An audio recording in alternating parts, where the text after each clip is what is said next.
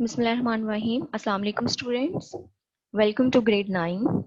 Students, as you know that your new session has been started today और आज से ही आपने अपना एक टाइम टेबल सेट करना है in order to achieve your goals. So आज से ही अपने goals set करें. Students, today we are going to start our subject physics.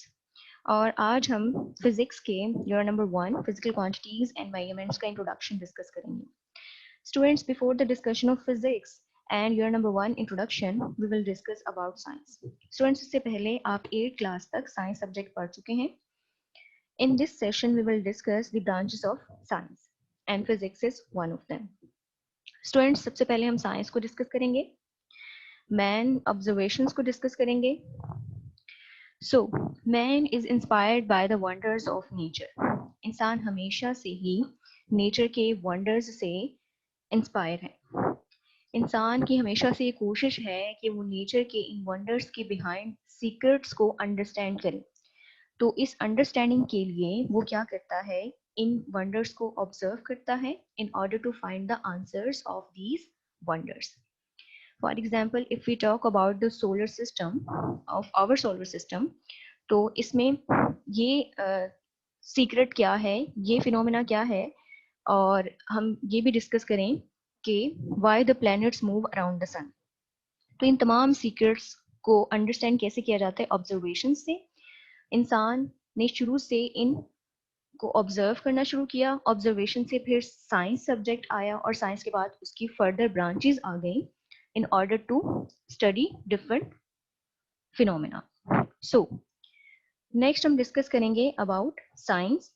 तो साइंस को डिस्कस करने से पहले we will discuss about the word science, कि ये वर्ड साइंस कहाँ से डिराइव हुआ है, इसका मीनिंग क्या है. तो word science is basically derived from Latin word scientia. Scientia means knowledge. Scientia basically एक लैटिन वर्ड है और साइंस का वर्ड इसी साइनिया से डिराइव किया गया है. साइनिया का मीनिंग है knowledge. So science basically knowledge है. अगर हम साइंस की डेफिनेशन को डिस्कस करें, the knowledge gained through observations and experimentations is called science. यानी कि फिनोमिना को ऑब्जर्व करने से, उसके बाद एक्सपेरिमेंट से जो भी knowledge we gain is called science.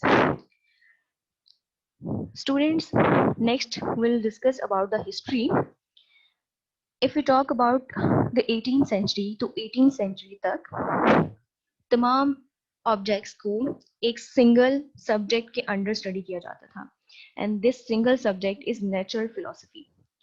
यानी चाहे वो स्पेस की बात हो, चाहे वो बायोलॉजिकल साइंसेस की बात हो, तमाम स्टडी एक सिंगल सब्जेक्ट के अंडर होती थी, that is natural philosophy.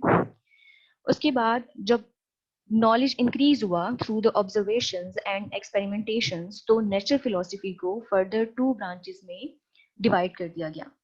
First one is physical sciences and second one is biological sciences.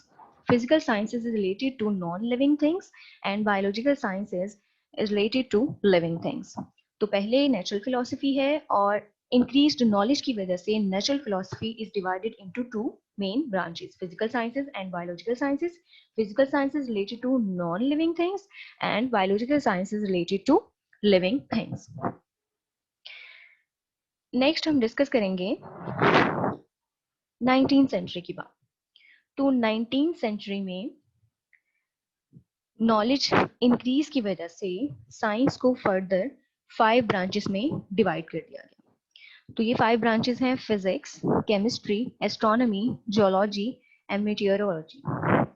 तो आज हम जो सब्जेक्ट स्टार्ट कर रहे हैं, जो ब्रांच स्टार्ट कर रहे हैं, that is physics. So students, अब हम फिजिक्स का इंट्रोडक्शन डिस्कस करेंगे. फिजिक्स क्या है, फिजिक्स की मेन डेफिनेशन डिस्कस करेंगे. Study of matter, energy and their interaction.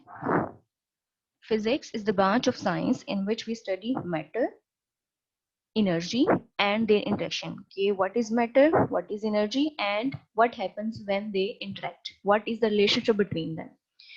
Nature के डिफरेंट फिनोमेना को अंडरस्टैंड करने के लिए हम फिजिक्स के लॉज यूज करते हैं. जैसे कि अभी हमने स्टार्ट में डिस्कस किया, why the planets revolve around the sun if we talk about our solar system, इस तरह से नेचर के डिफरेंट फिनोमिनास को, अगर स्पेस साइंस की बात करें, नेचर के डिफरेंट फिनोमिना की बात करें, तो उन फिनोमिना को अंडरस्टैंड करने के लिए we have to use laws of physics.